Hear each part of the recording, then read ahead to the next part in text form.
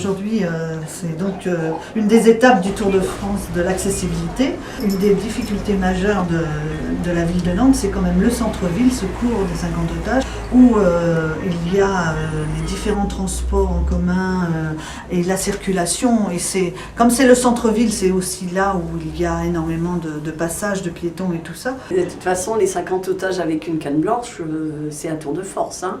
Pour nous qui ne voyons pas, c'est là où tous nos sens doivent être en éveil et surtout l'écoute.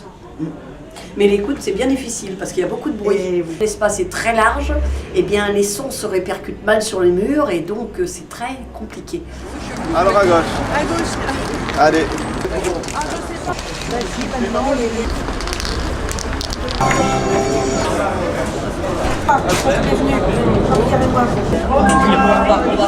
Ce quai n'est pas très large d'abord, et puis il n'y a pas de bande d'éveil et de vigilance, ce qui fait qu'on peut quand même facilement sauter sur les rails du toit.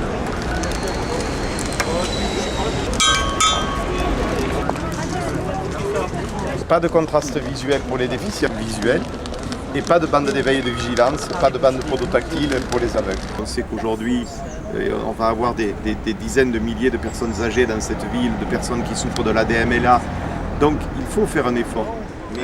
Nantes aujourd'hui, au premier coup de canne, n'est pas une ville facile. Il y a ces fameuses dents de requin qui sont particulièrement dangereuses. À certains carrefours, la canne passe dessus, on les prend dans les jambes et ça dépasse l'entendement. Par contre, nous allons arriver ici sur une traversée piétonne particulièrement bien aménagée, qui est un trottoir traversant. Et je peux savoir à la canne très facilement la zone qui est dédiée à la traversée, puisque et à droite et à gauche, j'ai une légère pente qui m'indique que je redescends sur la chaussée. Il y a l'accessibilité pour la vie quotidienne, je dirais pour nos déplacements, mais il y a aussi l'accessibilité à la culture.